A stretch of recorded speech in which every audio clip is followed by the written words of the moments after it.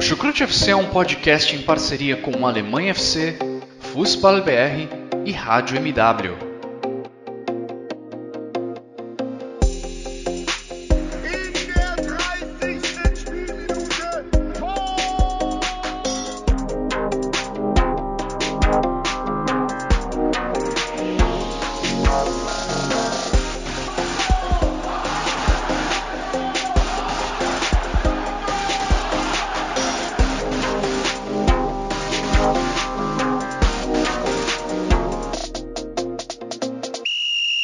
Moin moin, hallo, servus, eu estou de volta, ich bin wieder da.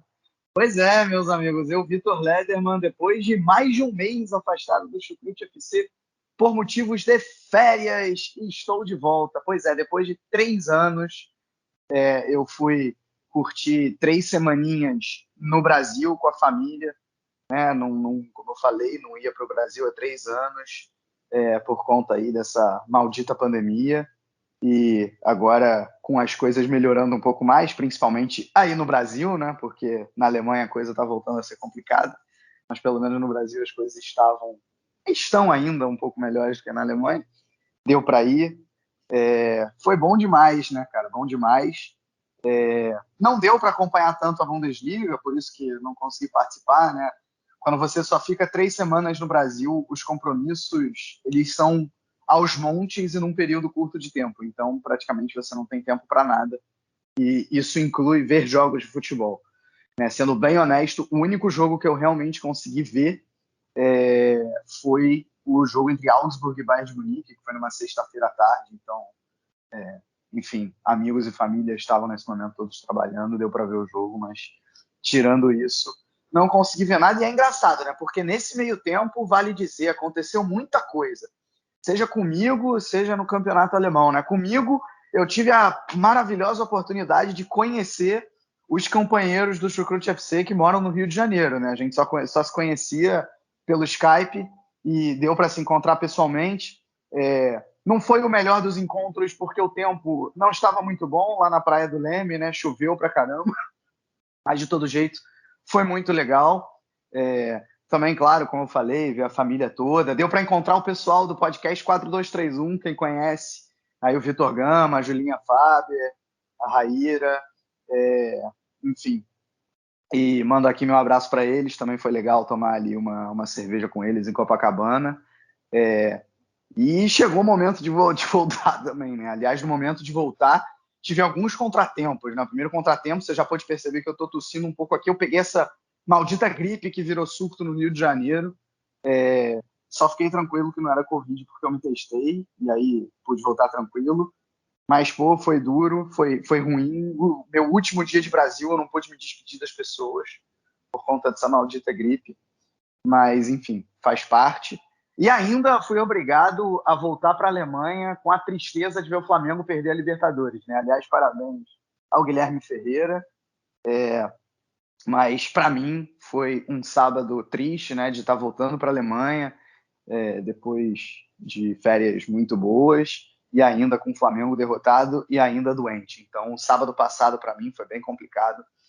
Mas é isso. Estou de volta com o Bayern de Munique tendo perdido algumas partidas nesse meio tempo, né? Uma partida, na verdade, nesse meio tempo, mas com vários problemas aí internos por conta da vacinação dos seus jogadores. Um Borussia Dortmund que caiu na UEFA Champions League, mas que na Bundesliga demonstra ainda poder fazer frente ao Bayern de Munique, apesar dessa derrota no Klassiker.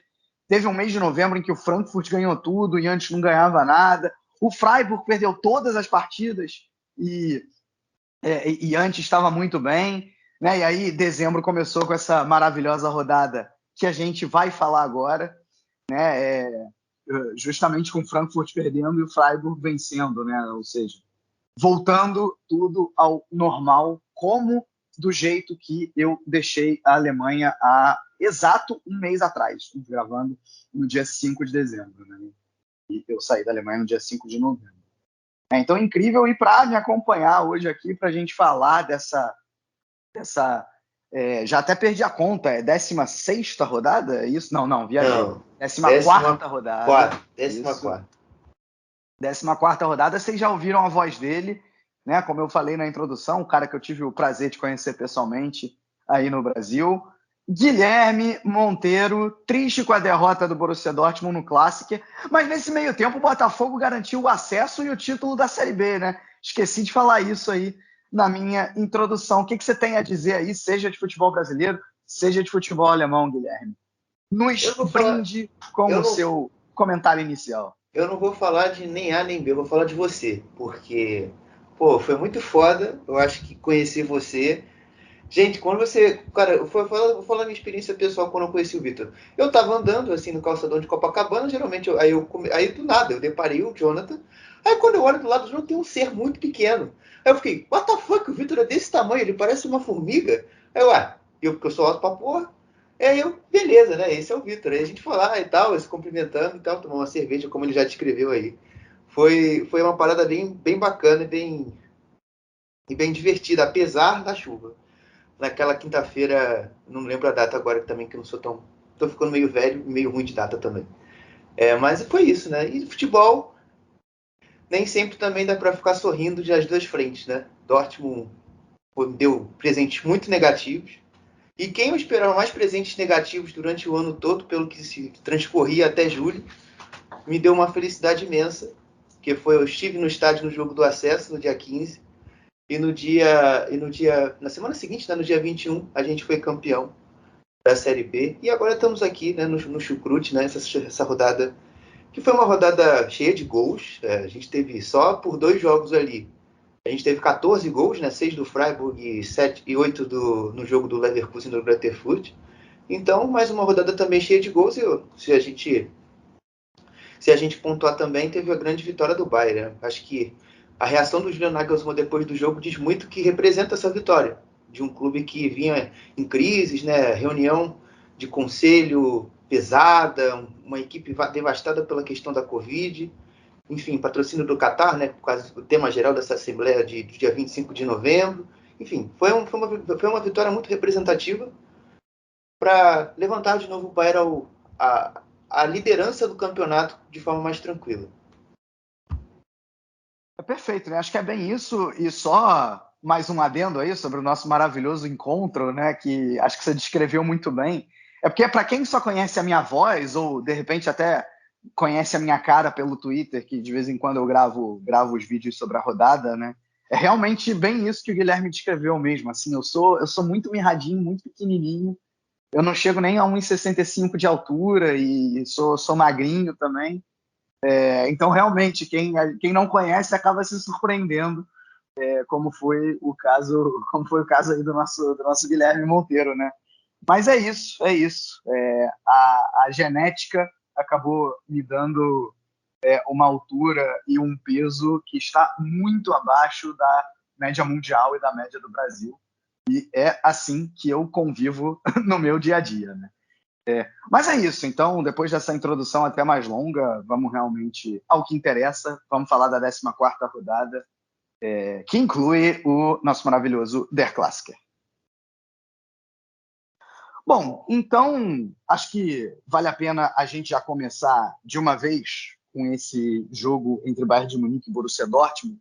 E foi um jogo que deu muito o que falar, pelo que aconteceu em campo, né? Por exemplo, pelos erros de Mats Hummels, por mais uma vitória do Bayern de Munique sobre o Borussia Dortmund, foi a 7ª consecutiva em Der Klassiker, ou seja, nos últimos jogos aí o Dortmund desenvolvendo uma pequena freguesia, pequena para ser gentil, né, em relação ao Bayern de Munique, mas acabou dando o que falar também na questão da arbitragem. E eu odeio falar de arbitragem, mas tanto deu o que falar, né, seja pelos próprios jogadores do Dortmund no pós-partida, seja pela torcida, seja por todo o contexto, que a gente vai ter que falar aqui. Eu quero falar disso de uma vez para me livrar do quesito arbitragem, para a gente realmente poder ir para o campo e ver o que fez com que o Bayern de Munique ganhasse do Borussia Dortmund dentro de campo e não pelo que aconteceu em relação ao nosso querido Felix Zweier, o árbitro da partida. Então eu já jogo para o Guilherme a pergunta, né? Foram 2 lances muito polêmicos, né? Um possível pênalti a favor do Borussia Dortmund, do Lucas Hernandes no Marco Reus, que o Felix Zweier não deu, e depois a mão ali despretensiosa de Mats Hummels depois de cobrança de escanteio, em que, depois de consultar o VAR, o Felix Zweier acabou apontando a marca penal, né? O jogo estava 2-2 naquele momento, o Lewandowski faz o gol, faz 3-2, e o Bayern de Munique vence a partida, obviamente, com uma contribuição desse pênalti marcado pelo Felix Zweier, né? Só já deixando claro, tá? A DFB disse hoje que o primeiro lance que eu citei, o lance do pênalti no Marco Reus, de todo jeito, mesmo que o Felix Zweier tivesse apitado a marca da cal, o pênalti seria retirado porque o Haaland estava impedido no início da jogada. Porém, essa mesma DFB não mostrou, pelo menos eu não vi, nenhuma imagem do Haaland impedido. A DFB apenas disse que ele estava impedido, então abre margem aí, talvez, para uma interpretação, porque é do interesse da DFB que ela diga, olha, no final o resultado não foi tão assim influenciado, e não mostrou a imagem, né? Eu até acredito na DFB, acho que se ela disse estava impedido, mas abre margem para uma dupla interpretação. Guilherme, o que você achou? Né? Primeiro, antes da gente ir para o campo, como eu falei, para a gente se livrar do assunto arbitragem, já manda aí qual foi a tua visão. Assim como você cobra da DFB uma certa coerência, eu também vou cobrar, logicamente, porque a gente teve um lance em 2019, vou dizer primeiro do segundo pênalti, o pênalti assinado para o Bayern. Que há um chute, o Boateng praticamente com um movimento de braço muito parecido com o do Hummels ontem, teve esse critério de pênalti. E naquele jogo não, né, em 2019. Não, perdão, foi 2020, né? Foi já depois da 2020, pandemia. Isso. 2020. Porque o tempo está passando muito rápido, perdão. Então, eu só queria mesmo a coerência, porque isso a gente não viu nesse lance. E no lance do Haaland, que você fala que a DFB decretou impedimento, eu confesso que de primeira impressão eu não achei. Mas eu também, assim como a DFB, eu também não peguei uma outra segunda imagem para tirar a minha impressão inicial de que não era impedimento. Mas eu também aqui não vou ficar discutindo, assim como você já me mandou essa pergunta, eu também não quero ficar perdendo muito tempo em arbitragem, porque a gente sabe que não foi só a arbitragem, infelizmente não foi só a arbitragem que levou essa derrota. Pois é. Então, já que vou pegar o gancho do que você falou no final, né? Assim, me irrita demais ver gente falando que tem um complô a favor do Bayern de Munique, do Bayern de Munique ganhar o campeonato, e que o Bayern de Munique é sempre favorecido pela arbitragem. Assim, isso aí me irrita demais, porque você entra em teoria da conspiração, você não tem nenhuma prova de que isso é verdade. E, cara, a questão é muito simples. Assim, a maior torcida da Alemanha não é a do Bayern de Munique, é a do anti-Bayern de Munique. Então você tem mais da metade da Alemanha interessada em que o Bayern de Munique não ganhe o campeonato. Para a DFB, para a DFL, é melhor que o Bayern de Munique não vença o campeonato. Então, se tivesse um complô, faria mais sentido ele ser contra o Bayern de Munique do que a favor. Entendeu? Então, assim, para começar, eu já quero acabar aqui com qualquer possibilidade de teoria da conspiração contra e a favor. E assim como eu não gosto quem diga que o Bayern de Munique, que na Champions League acabou algumas vezes sendo prejudicado em jogos contra o Real Madrid, que tem um complô a favor do Real Madrid, para o Real Madrid ganhar, e o Cristiano Ronaldo. Não vale nem... O complô não existe nem a favor do Bayern de Munique dentro da Bundesliga, nem contra fora da Bundesliga, tá, gente? Vamos botar o pé no chão, botar um pouco mais a mão na consciência e analisar as coisas como elas são e não como desculpas para justificar uma eventual derrota dos nossos times ou dos times adversários, seja como for, né? Dito isso, eu na minha opinião, tá? Ignorando o fato do possível impedimento que a DFB hoje falou, né? Nenhum dos dois lances, para mim, eu daria pênalti, tá? Deixando isso claro. E quando eu analiso os lances isoladamente, eu até consigo entender a decisão do árbitro, tá? Do Felix Zweier. O primeiro lance, para mim, ali é uma disputa pelo espaço. O toque que o Hernandes dá no Royce é insuficiente para o Royce cair daquele jeito e não dar seguimento ao lance. Então, nessa, não achei pênalti. E acho que é interpretativo, e acho que por isso que o VAR não influenciou no lance, né? O VAR deve ter simplesmente falado, segue o jogo, se você não viu... Isso é comum na Alemanha, né? Você só chama... O VAR ele só realmente chama o juiz num lance interpretativo se a coisa foi muito explícita, mas explícita demais. E não foi o caso, né, nesse primeiro lance. O segundo lance, quando eu analiso isoladamente, também consigo entender a decisão do árbitro, do Felix Zweier, porque o Hummels, ele para mim vai de uma maneira imprudente.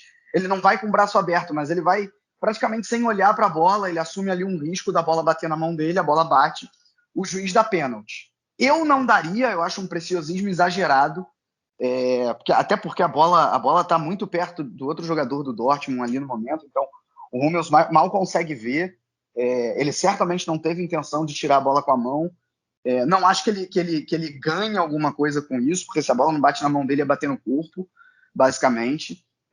Então eu acho um excesso de preciosismo, mas eu consigo entender a decisão do juiz. O que não me desce muito é quando você analisa os dois lances em conjunto. Porque se ele foi preciosista demais no lance do Hummels da mão, ele também deveria exercer o mesmo critério e também ser um pouquinho mais preciosista no lance que o Hernandes empurra supostamente o Marco Reus, né? Então, o critério que não me agradou. Porque na minha cabeça tudo bem, você quer dar um pênalti, você tem que dar o outro. Não são lances iguais, mas, enfim, acho que, no geral, é isso. E outra coisa também, as declarações pós-jogo do Borussia Dortmund não me agradaram, eles colocaram muito a responsabilidade em cima do juiz, e a gente ainda vai falar melhor, que o Dortmund perdeu na bola, claro que o pênalti fez diferença, mas o Dortmund perdeu na bola e nenhum dos jogadores falou sobre isso, tirando o próprio Hummels, que realmente assumiu os erros nessa derrota. E além disso, a declaração do Bellingham ela é um pouco complicada, né? Falando do esquema de manipulação que o Felix Zweier participou lá no início dos anos 2000 e falando o que esperar de um juiz que sabidamente já manipulou jogos, né? Inclusive a DFB quer entrar aí com uma ação contra o Bellingham por conta dessas palavras. Vamos ver como é que isso vai se desenrolar.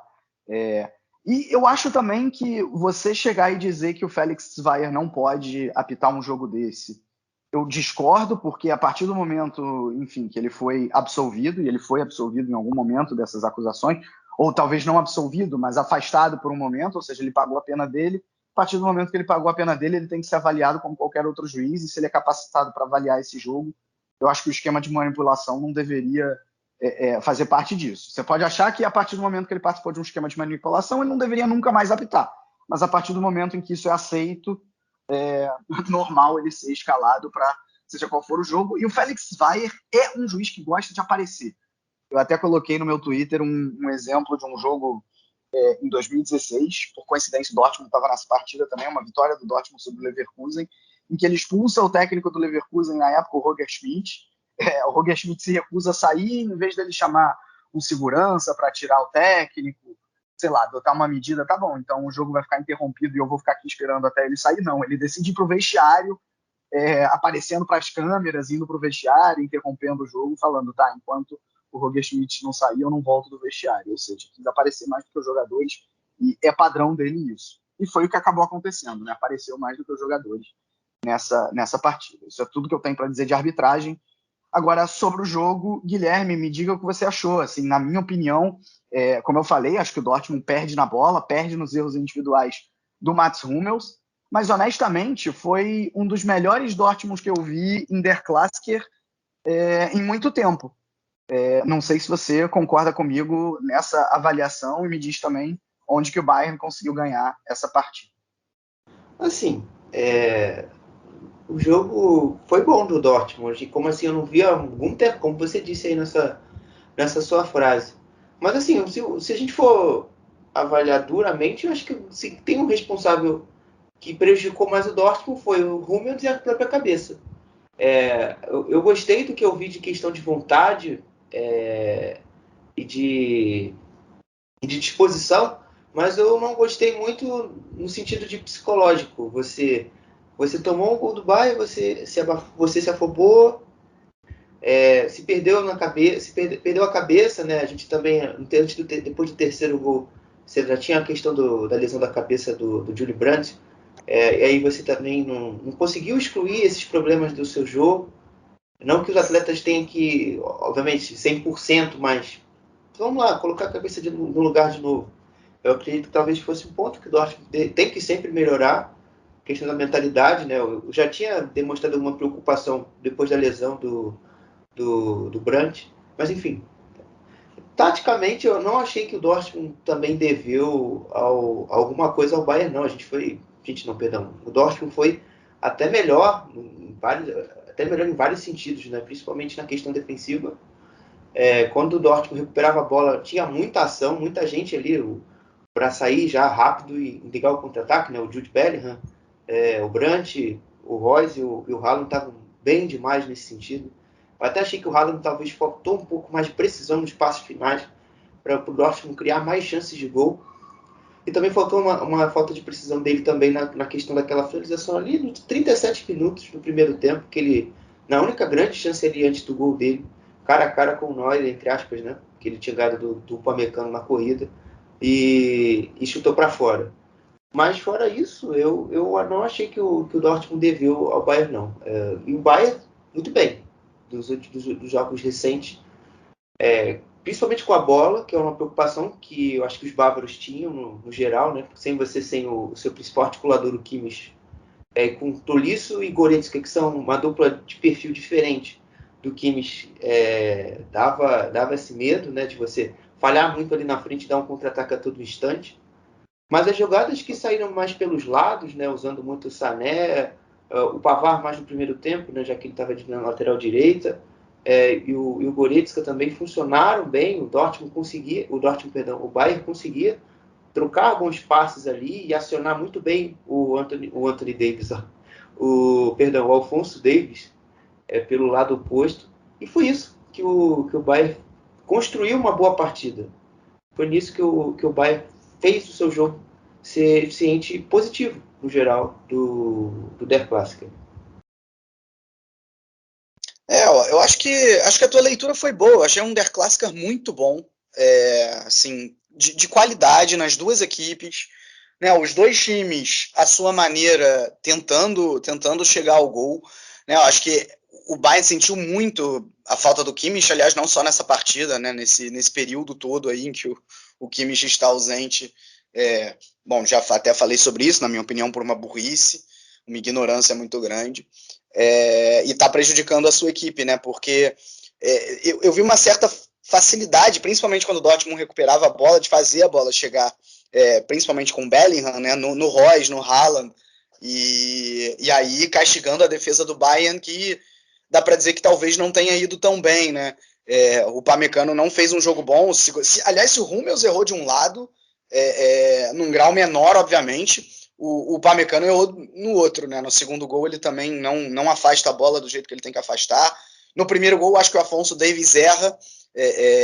Ele muitas vezes na recomposição defensiva ele acaba falhando. Eu vi uma definição legal do Bayern essa semana, que o time acaba jogando numa linha de 3,5 assimétrica, né? Não é nem uma linha de 4, nem uma linha de 3, porque quando o time tem a bola, o Alphonso Davies escapa muito para a ala, às vezes atua até como um atacante contra times que usam marcação de bloco baixo, e o Pavard fica um pouco mais, né? Só que quando o time está sem a bola, muitas vezes o Davies consegue recompor, fazendo a tal linha de 4, por isso entre aspas, essa linha de 3,5 assimétrica, né? Só que muitas vezes o Davies, principalmente em times que conseguem colocar velocidade ali pelo lado direito, ele é muito rápido, então ele consegue se recuperar na marcação, mas às vezes acaba não conseguindo, que foi o que acabou acontecendo, por exemplo, no primeiro gol do Brandt, né?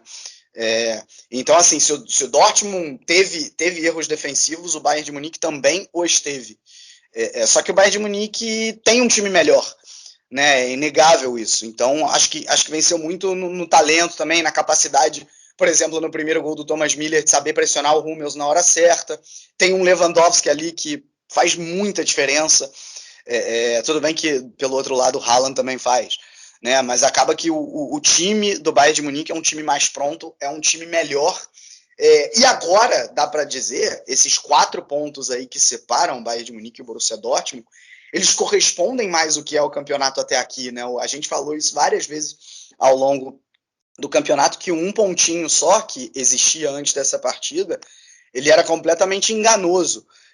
O Bayern de Munique teve algumas partidas ruins contra o Augsburg, contra o Eintracht Frankfurt, e com isso acabou deixando essa diferença em um ponto, e o Borussia Dortmund teve muito mérito, mesmo com uma defesa bastante inconsistente em vários jogos de Bundesliga, né? E aí, por que eu falo de Bundesliga? Porque na Champions isso não se viu.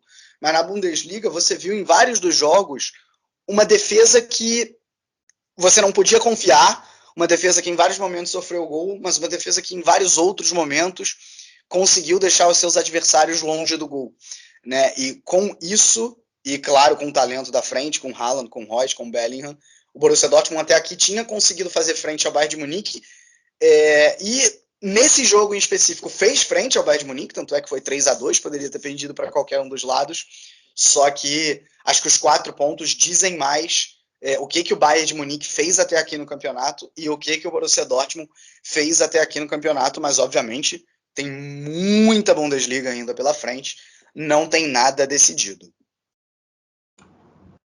Não, eu acho que se a gente for colocar a questão de merecimento e de várias outras coisas, o Bayern já era para ter sido campeão desse negócio, porque tem futebol aí, vários dos outros 17 não tem igual, ainda não tem igual, infelizmente. E o Dortmund nem segundo colocado era, o Dortmund era 5º, 6º, mas enfim, eu queria só tocar num outro ponto que você tocou ali da questão dos movimentos ali do Davis. Uma questão, né, de você ter uma questão mais sustentada do lateral e você liberar um dos corredores para o outro lateral subir, né, no caso do Davis, claro, trazendo mais o ponta para dentro. Então é isso aí mesmo que eu só queria complementar aí na tua análise. Não, quando o Bayern ataca é exatamente isso, né? O Davis acaba sendo responsável por dar amplitude e o ponta cai para dentro. Muitas vezes esse ponto é o Sané, né? Que também se encontrou atuando um pouco mais por dentro, dependendo do jogo, né? Só que muitas vezes quando o Bayern perde a bola, essa recuperação do Davis, ela não é rápida o suficiente, né?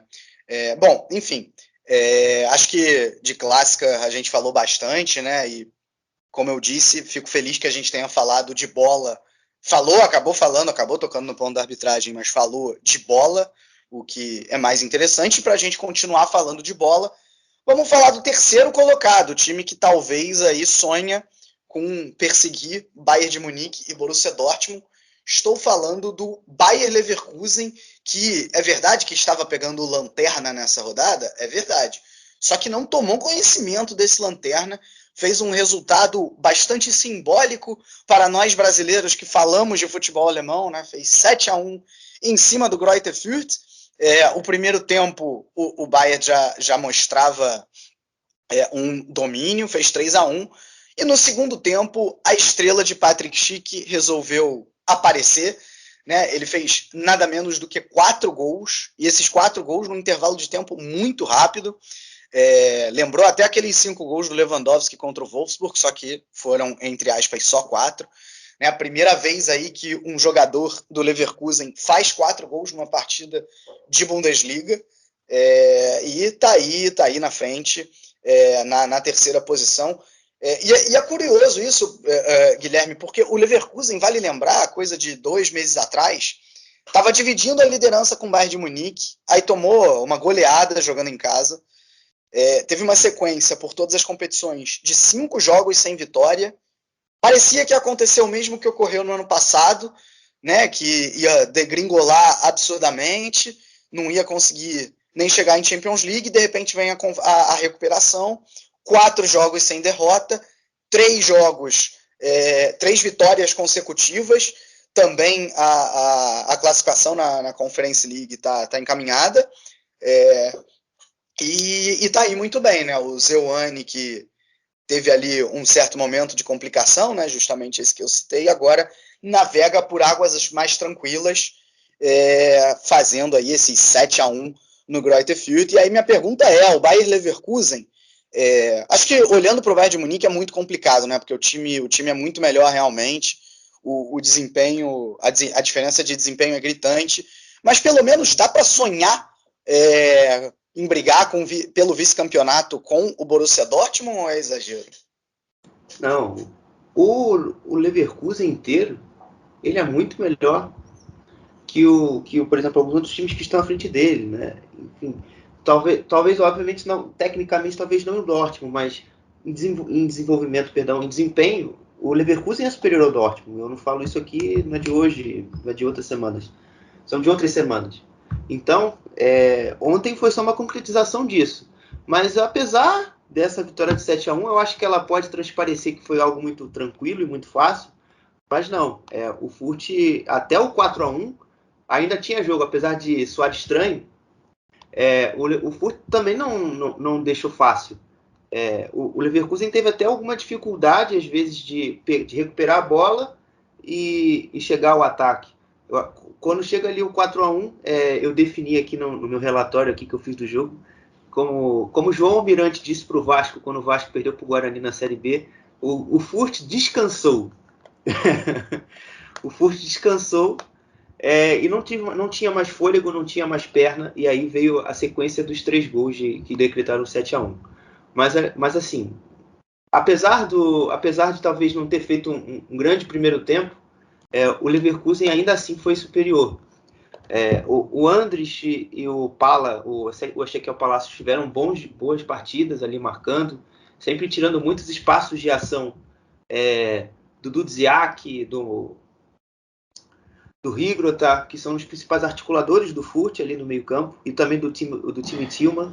E com a bola, eu achei uma equipe que foi muito bem novamente ali pelo lado direito, principalmente usando muito o Frimpong, o Diaby ali fazendo aquela dupla ali pelo lado direito que estava indo muito bem. E por vezes também o Wirtz caía por aquele setor e fazia ali os trocas de passes muito rápidas e levavam o Leverkusen ao ataque. E isso auxiliou pelo menos em alguns gols, né? O segundo, que gerou uma falta, né, no Diaby, saiu um cruzamento, saiu o gol do Tapsoba. E essa eficiência lá na frente fez com que o Leverkusen também levasse esse placar elástico. Eu acho interessante isso que você falou do jogo não estar tão desequilibrado até o 4-1 e que depois o Fürth descansou. Para mim, o que revela muito isso é que o gol 4 até o gol 7, o gol 3 até o gol 6 do Leverkusen é praticamente replay um do outro, né? Aquela escapada ali pelo lado esquerdo. 2 vezes foi o Diaby, uma vez foi... Agora eu não estou lembrando quem foi. Acho que foi o próprio Adli, né? Mas usando muito esse espaço que o Greuther Fürth deu justamente nesse, entre aspas, descanso, né? E isso acabou me chamando muita atenção, o Leverkusen sabendo se usar dessa fraqueza do Greuther Fürth, que não é novidade o Fürth cair no segundo tempo, né? O Fürth é o pior lanterna da história até aqui, tem 1 pontinho só em 14 jogos, está se encaminhando para brigar com o Tasmania Berlin, o time de pior campanha da história da Bundesliga, né? Certamente vai cair. Mas tem um jogo ou outro que no primeiro tempo o Fürth consegue de alguma maneira competir, mas acaba perdendo um pouco esse ímpeto no segundo tempo. Acontece um gol, acaba perdendo a força mental, acaba perdendo a confiança, o que faz com que a equipe esteja aí só com 1 pontinho e definitivamente não sendo capaz de confundir no alto nível, né? A impressão que dá é que é um time de Série B, né, de segunda divisão, que conseguiu subir para a Série A, mas que continua sendo um time de Série B. Diferente, por exemplo, do Arminia, que está na segunda divisão, mas que ainda consegue competir em um jogo ou outro. Né? A gente ainda vai falar mais à frente, mas não é o caso do Greuther Fürth. Não, o Arminia está na primeira divisão e pode estar com um time de segunda. É isso que eu não entendi. Sim, não, o time pode até ser de segunda, mas o que eu quis dizer é que assim, o time compete. Né? O Fürth nem isso. O Arminia tá brigando ali, tá 3 pontos atrás do Augsburg. Pode eventualmente conseguir jogar um playoff ou até mesmo Não, sim, agora eu entendi. No segundo turno. O Fürth eu acho muito improvável, até pela matemática, né? Bom, outro time que está com uma matemática muito complicada diante do que se esperava lá no início da temporada é o Leipzig. Né? O Leipzig aí, que ensaiou uma reação no meio do campeonato, chegou a ficar 7 jogos sem perder, né? No momento que derrotou o Borussia Dortmund 3 rodadas atrás, tinha chegado a 7 jogos sem perder, parecia que estava de alguma maneira engrenando, né? De repente vem com 3 derrotas consecutivas. O Jesse Marsch pegou Covid, não pôde comandar sua equipe nos últimos jogos, e mesmo assim, após uma derrota para o Union Berlin por 2-1, em que dá para dizer que o Leipzig fez um péssimo jogo, né? O 2-1 ficou barato aí para os Touros Vermelhos. A equipe aí, o Oliver Mitzlaff, diretor do Leipzig, decidiu pela demissão do Jesse Marsch hoje no domingo, né? A declaração dele pós-jogo na sexta-feira já indicava alguma coisa. Ele falou que precisamos tomar decisões importantes até o Natal, né? Do jeito que a gente está jogando não dá, né? Só para dar um exemplo, o Borro no momento está na frente do Leipzig. Eu acho que isso diz muita coisa sobre o desempenho da equipe na temporada como um todo, né? Acho que não só nessa partida.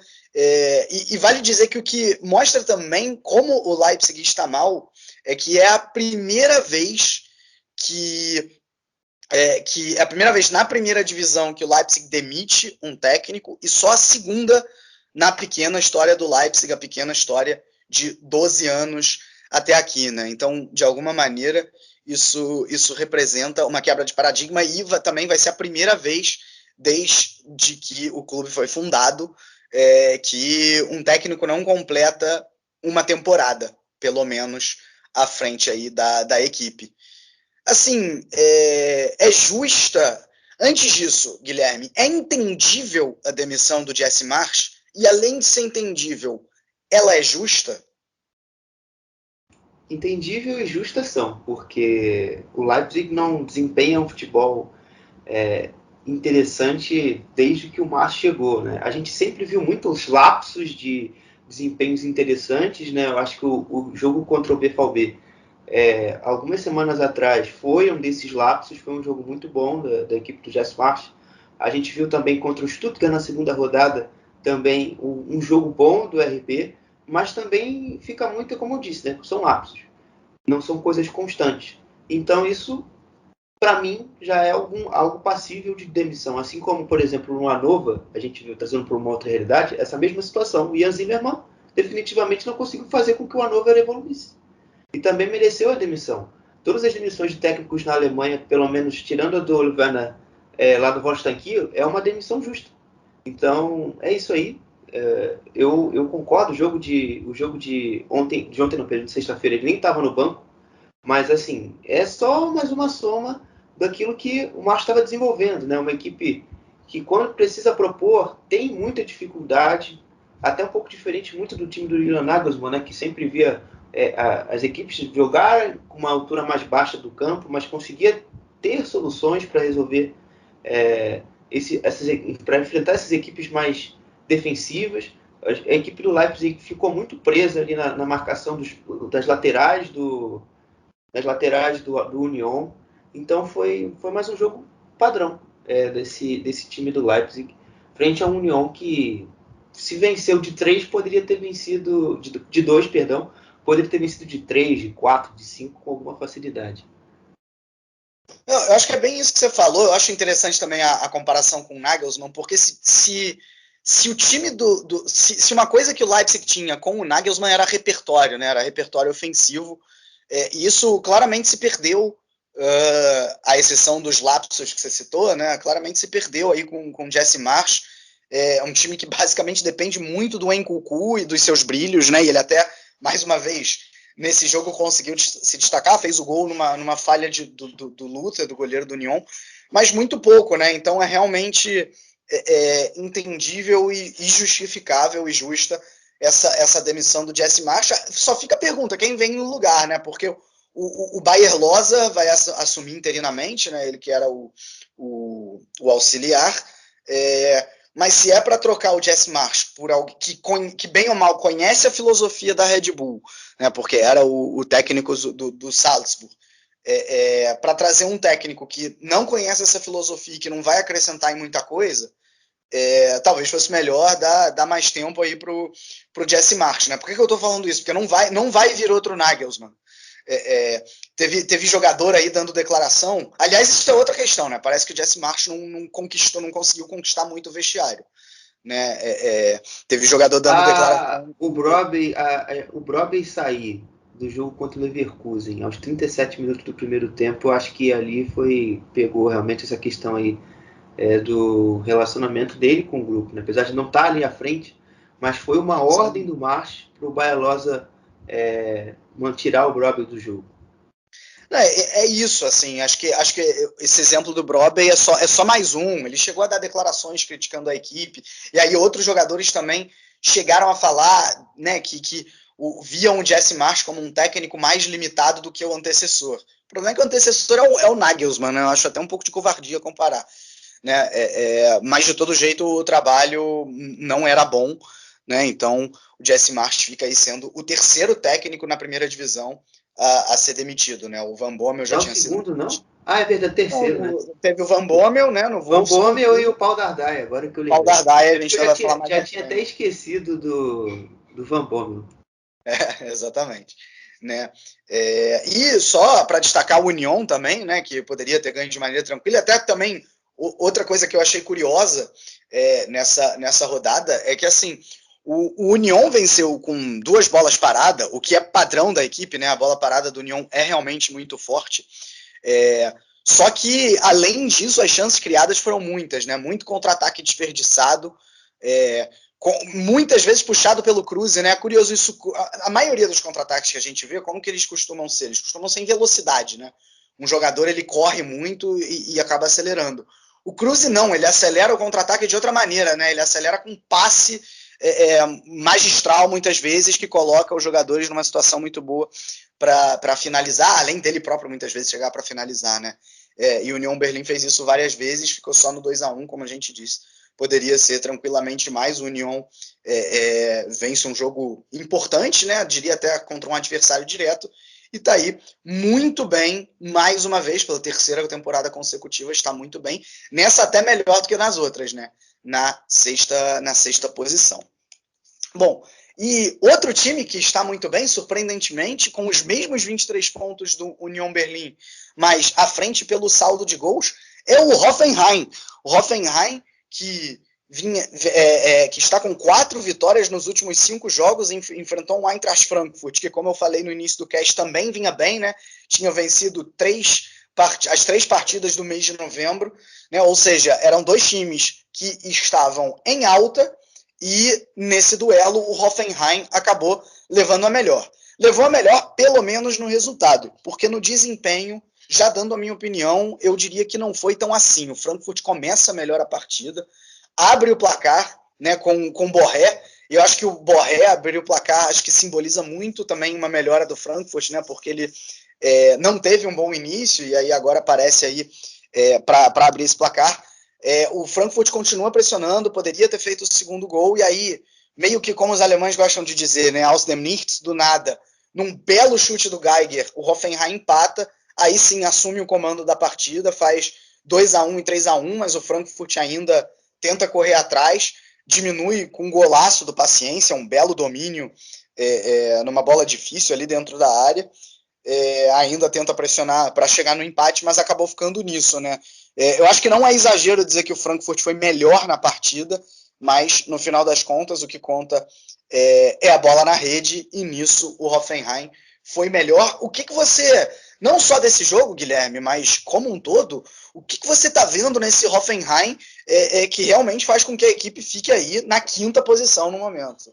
Assim, nunca faltou ao Hoffenheim questão de desempenho, né? Apesar desse jogo, como você já disse, ser um pouco abaixo, mas nunca tinha faltado, no geral, nos jogos. O Hoffenheim se a gente for pesar muito a balança, por vezes ele sempre tem desempenhos melhores do que resultados. E nesse momento, né, nesse curto recorte da temporada, a gente tem visto essa equalização do desempenho com o resultado. E isso, obviamente, tem se transformado na tabela, né? É uma equipe que tem no Bebu uma expectativa de gols muito alta, né, enquanto o Kramaric não está disponível, né? O Kramaric, que teve um trauma na cabeça nas eliminatórias e está fora, está voltando agora aos pouquinhos, né? Nesse jogo ele entrou no segundo tempo. O David Raum também vinha com problemas e está voltando. Enfim, o Hoffenheim também tem um departamento médico mais vazio, está ganhando mais opções para o time e o time está encorpando. Angelo Stiller, que já começou bem a temporada, está voltando agora. O Samaseku está mantendo um padrão muito bom desde a última temporada. O Ruter também está desembestando a fazer gols agora. É um garoto que evoluiu do final da temporada passada para essa. É um cara que consegue criar mais perigo de gol, isso é importante.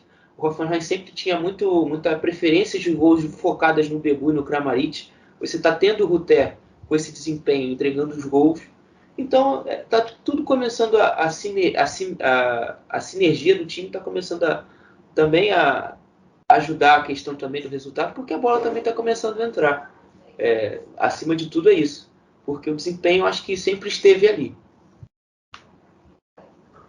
É realmente uma verdade que você falou, né? O Hoffenheim, claro, você dizer que o Hoffenheim jogou 14 jogos da Bundesliga bem é exagero, né? Não corresponde à realidade, principalmente lá no início, mas você sempre via ali o desempenho ofensivo da equipe, com o Kramaric principalmente, sendo bastante aceitável, bastante razoável, e dessa vez também, para mim, mais uma curiosidade, né? Um fato peculiar da Bundesliga é que o Hoffenheim ele cresce justamente no momento que o seu principal jogador estava lesionado, né, em termos de resultado.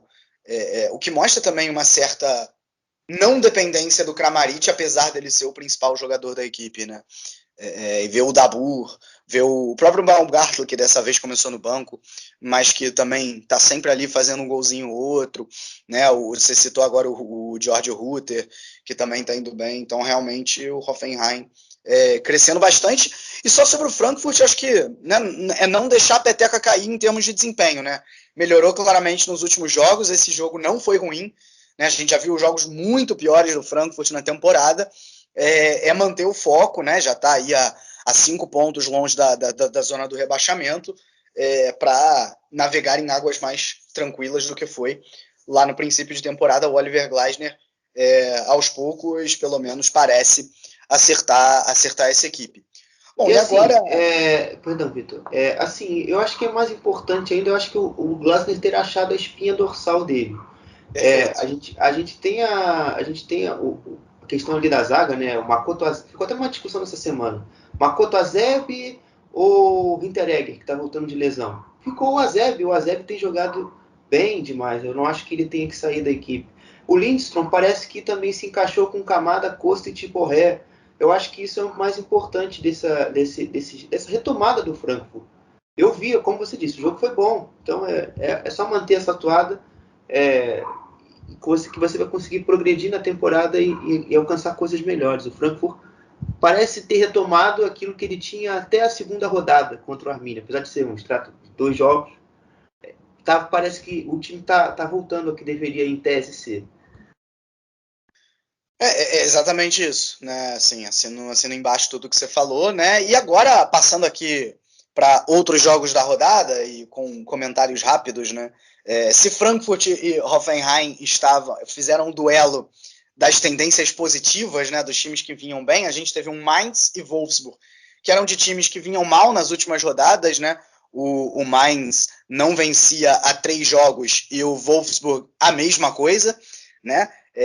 E o que a gente viu foi claramente que o Mainz é um time muito mais consistente e que esses 3 jogos sem vencer talvez tenham sido mais acidentes do que uma tendência, né? Porque o Mainz foi melhor a partida inteira, começou a toda, já fez 2-0 com 7 minutos. Bucart outra vez sendo destaque, né? Assim, não à toa tá no radar do Hansi Flick.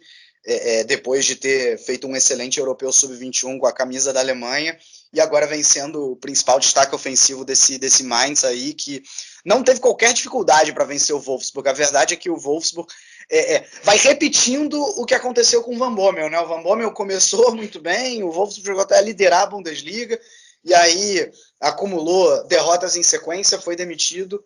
O Kofeld chegou, deu um impacto inicial, o Wolfsburg venceu algumas partidas, e agora já vai aí a 5 partidas sem vitória por todas as competições, né? Situação muito complicada, um time que vem sem ideias ofensivas, é um problema lá do time do Gleisner ainda, né? Mas que conseguia muitas vezes se virar com o Weghorst aparecendo, e dessa vez isso não está acontecendo, mesmo com um ataque com nomes interessantes, né? Com o Waldschmidt, com o Luke Bacchio, com o próprio Unimecha, que na fase boa do Kofeld também estava muito bem, mas que não, ele junto com esses jogadores do setor ofensivo não vem providenciando muita coisa. O Wolfsburg perde mais uma, né? Já está agora aí na 8ª posição, a 5 pontos do Freiburg, que é o primeiro que é o último, né, se classificando para a Champions League. Então realmente aí o Kofeld, depois de começar bem, numa tendência bastante negativa, enquanto o Mainz se recupera num jogo importante. Bom, Arminia e Colônia acabaram ficando num 1-1, e para mim um jogo invertido do que eu esperava antes dele, né? Porque não é exagero dizer que o Arminia foi melhor na partida, pressionou muito o Colônia no campo de defesa, né? Incomodou muito a construção do jogo do Colônia, que a gente tanto viu nas últimas partidas com o Stefan Baumgartl. Aliás, o próprio Baumgartl, o técnico do Colônia, reconheceu ao final da partida que a sua equipe não fez um bom jogo e que o Bielefeld foi melhor, né? Sim, muitas partidas do Bielefeld a gente viu declarações de jogadores, ou mesmo do técnico, dizendo que o time não tinha jogado mal, mas que o resultado não tinha vindo, e numa avaliação completamente distorcida da realidade, porque o Arminia realmente está entre os 3 piores times da Bundesliga até aqui, né? E eu digo não só em resultado, mas também em desempenho. Nesse jogo não se viu isso, né? O Arminia foi assim, não é que foi um domínio completo, mas talvez esse empate tenha sido um pouco frustrante pro lado do Arminia, né? O Colônia até abre o placar com o Oscan, mas o Arminia ainda consegue um empate que veio até tardio, né? Poderia ter vindo antes. E esse 1-1 acaba sendo ruim para os dois, né, na matemática. O Colônia estaciona ali na 9ª posição, só uma vitória nos últimos 4 jogos, mas também não perdeu nos últimos 4 jogos, é verdade, né, porque é uma vitória e 3 empates. E o Arminia já fica aí a 3 pontos do Augsburg, cairia direto no momento e o Augsburg jogaria o playoff, né? E já que falamos em Augsburg, o Augsburg que foi sensação depois de ter ganho do Bayern de Munique, não conseguiu fazer mais nada depois disso, né? Não conseguiu bons jogos, agora enfrentou um adversário que em teoria seria bastante acessível, né? Que era o Bochum, um time que em teoria briga para não cair, mas com um primeiro tempo péssimo, né? O Bochum em contra-ataques e na bola parada conseguiu fazer 3-0. O Augsburg ainda foi buscar o resultado, fez ali um gol, poderia ter feito o segundo logo em seguida, e aí teria 30 minutos para buscar um empate, não conseguiu, né? Perdeu um gol feito ali na pequena área praticamente, e aí até conseguiu chegar no segundo gol, mas já faltando só 7 minutos para terminar a partida, né? Um gol de pênalti, e aí o Augsburg não conseguiu fazer mais nada. O Bochum realmente crescendo muito nessa parte do campeonato, 3 vitórias nos últimos 4 jogos, abandonou a briga contra o rebaixamento praticamente, né? Já abriu 6 no próprio Augsburg, ou seja, no jogo de 6 pontos, o Bochum fez 6 pontos importantíssimos, né? Tá aí com 19 pontos, à frente do Leipzig, como eu disse. O que me agrada no Bochum é que, assim, diferente, por exemplo, do Greuther Fürth, né, que é o outro time que subiu da 2ª divisão, tem jogadores com experiência em primeira divisão, principalmente na frente, né? Polter, Holtmann, o próprio Zoller, que agora está machucado, mas você ouve esses nomes e todos eles ultimamente vêm entregando, né? Dessa vez o Polter fez 2 gols, o Holtmann fez 1 e deu uma assistência, né? Então é um time que tem algum poderio ofensivo em que pode confiar, né? E o Augsburg, pelo jeito, realmente briga para não cair. Bom, e aí a gente passa aí para os jogos de domingo, né? Stuttgart e Hertha Berlim. O Hertha Berlim demitiu ao longo da semana o Paul Dardai, depois aí de um início muito complicado, né? O time que tem o Hertha Berlim era para estar brigando por coisas mais lá em cima da tabela e não a briga contra o rebaixamento, está só 2 pontos à frente do Augsburg, né? Então o Paul Dardai caiu, entrou o Tayfun Korkut, né? Que já treinou o Leverkusen, já treinou o Stuttgart na primeira divisão, ambos sem grandes destaques, né? Mas que assume momentaneamente, pelo menos, o Hertha Berlim, e que nesse jogo contra o Stuttgart eu diria até que deu um primeiro impacto positivo, né? O jogo terminou em 2-2, mas eu acho que não é exagero dizer que o Hertha Berlim foi melhor nessa partida, né? O Stuttgart até começa com 2-0 de maneira fulminante, se utilizando muito do jogo de transição, né? O Hertha Berlim nos 2 momentos, um deles a marcação muito alta, e aí o passe conseguiu ultrapassar a linha de defesa. No segundo, o contrário, né? A defesa baixou diante do contra-ataque que o Stuttgart estava puxando, e aí o Stuttgart consegue fazer 2-0, só que o Hertha Berlim não desiste em nenhum momento, vai para cima e acaba aparecendo a estrela do Jovetic. Ele fez os 2 gols da equipe que chegou no empate e que poderia até ter virado. Então, assim, foi um Hertha Berlim mais ousado, um Hertha Berlim que produziu mais ofensivamente do que vinha produzindo com o Paul Dardai, com o Jovetic na frente, por exemplo, com o Zelk e com o Piatek no banco, né, 2 jogadores que eram muito utilizados pelo Dardai, que nesse início de trabalho do Korkut ficam apenas como opção, né, e pelo menos em desempenho o Hertha Berlim melhora, né, e o Stuttgart, que teve muitos problemas com lesão, ainda está tendo, o Silas Mvumpa voltando aos poucos, ainda estacionado lá na parte de baixo da tabela, só um pontinho à frente do Augsburg. E aí, meus amigos, para fechar a rodada, a gente viu um jogo insano entre Borussia Mönchengladbach e Freiburg. Insano por parte do Borussia Mönchengladbach, porque o jogo simplesmente terminou 6-0 a favor do Freiburg, os 6 gols marcados no primeiro tempo. É a primeira vez na história da Bundesliga que 6 jogadores diferentes marcam ainda no primeiro tempo, e todos eles a favor do Freiburg, né? Assim, uma partida desastrosa por parte do Gladbach. Um time que não sabe defender bola parada. 4 dos 6 gols saem assim, né? O Grifo acabou sendo o grande destaque, porque ele não faz nenhum gol, mas participa em 5 dos 6, né? Justamente cobrando a bola parada, seja faltas ali próxima pelo lado do campo, sejam escanteios, né? E o que mostra que o Gladbach está defendendo muito mal no momento é que, além de não saber defender essa bola parada, né? 3 gols saem na pequena área, acho que isso diz muito.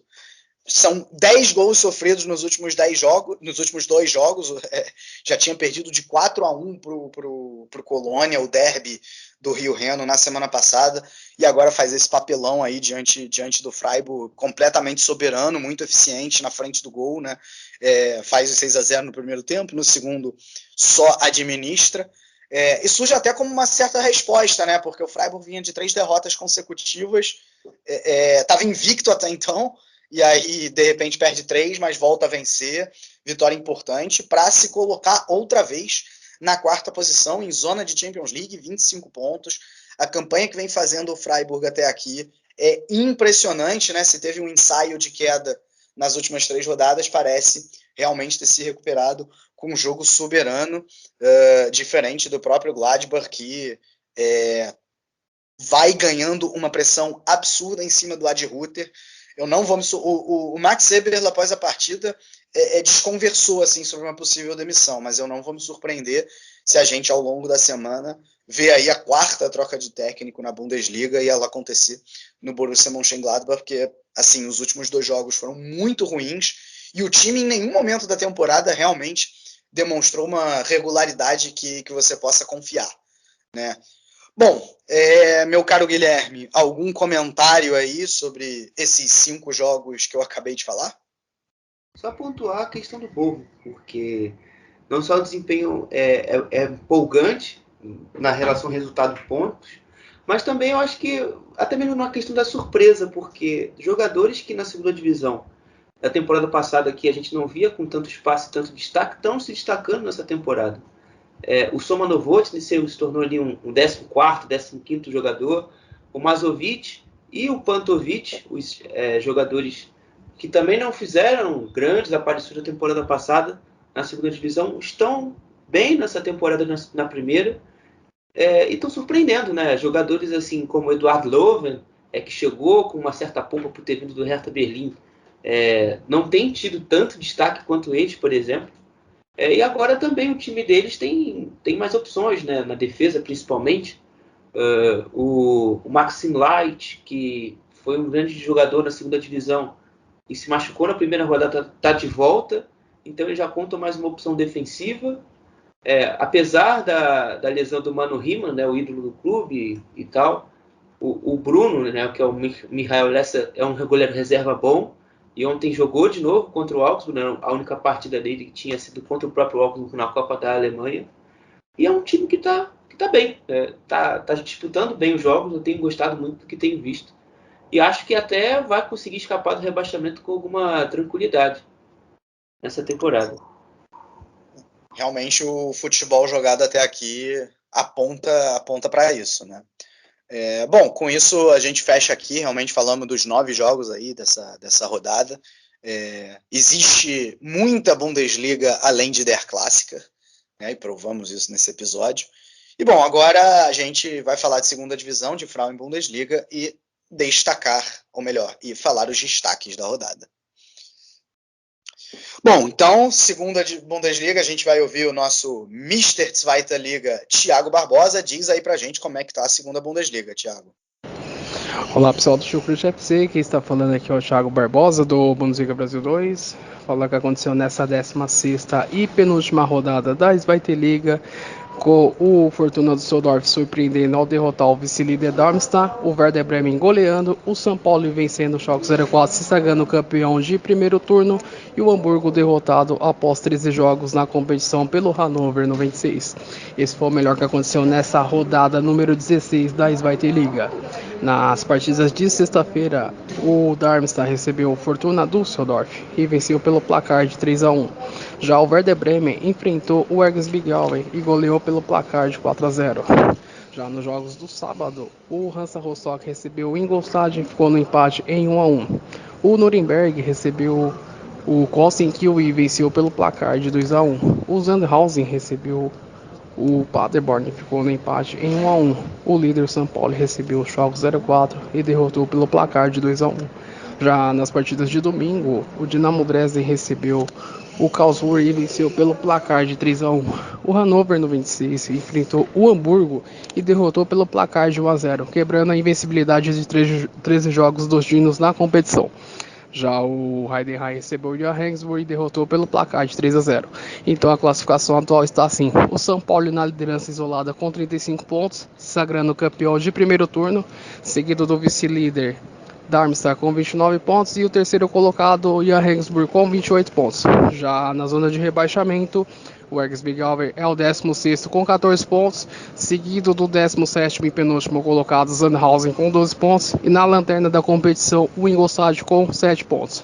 Esse foi o melhor que aconteceu nessa 16ª rodada da Zweite Liga, e lembrando que no próximo final de semana ocorrerá a 17ª e última rodada do primeiro turno. Um grande abraço a todos e até a próxima. Obrigado, Thiago.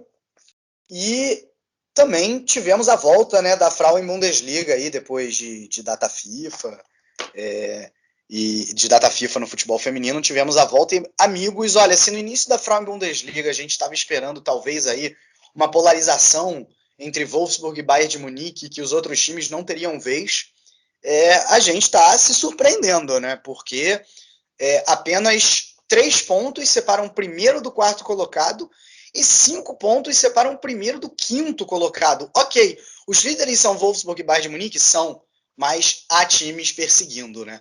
O Wolfsburg nessa rodada venceu por 5-0 o vice-lanterna Karlsruhe Jena e está com 25 pontos. O Bayern de Munique não tomou conhecimento do Bayer Leverkusen e fez 7-1.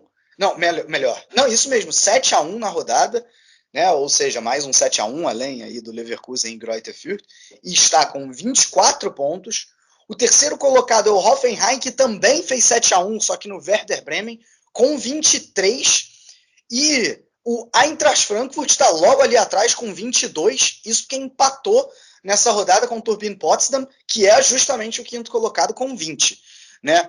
Ou seja, se tivéssemos aí um vencedor nesse Frankfurt Potsdam, as coisas estariam talvez ainda mais acirradas entre o primeiro e o quarto colocado, ou seja, uma segunda Bundesliga bastante emocionante.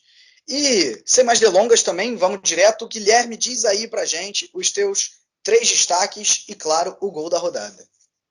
O gol da rodada vai ser o gol do Haaland, aquela chapada dele no Neuer. E os destaques, vou ficar com o Diaby, vou ficar também com o Avoni no Berlim, e vou levar também um jogador do Der Klassiker, eu vou ficar com o Leva. Apesar de não ter feito grande jogo, mas foi decisivo. Pois é, né? Se tem uma coisa que esse cara sabe ser, decisivo. Né? Lewandowski, mesmo sem ter brilhado na partida, né? Mesmo assim, a partida que ele não brilha, ele faz 2 gols. Né? Realmente incrível. Bom, meu gol da rodada é o gol do Paciência, o domínio que ele tem ali no peito, numa bola forte, praticamente num chute, e ele domina com uma facilidade incrível para botar para depois chutar de primeira e botar para dentro. E meus 3 destaques, incrível isso, dessa vez a gente tem 3 nomes diferentes, cara, então, ou seja, 6 nomes se destacaram tranquilamente na rodada, ou até mais que isso, tanto é que você escolheu 3 e eu escolhi outros 3, eu fiquei com o Schick, o cara fez 4 gols, é realmente incrível, e o Jovetic, que foi essencial, aí fez 2 gols no empate do Hertha contra o Stuttgart, e o Vincenzo Grifo, pelo Borussia Mönchengladbach, não, né? No Borussia Mönchengladbach, pelo Gladbach, participando de 5 dos 6 gols da sua equipe. Né? Bom, com isso a gente encerra mais esse episódio do Chucrute FC. Obviamente voltaremos semana que vem. Lá no início eu esqueci de agradecer aos nossos padrinhos e madrinhas, aos nossos parceiros do Alemanha FC e do Fußball BR, então fica o agradecimento agora. E a gente volta semana que vem. Como eu disse, valeu!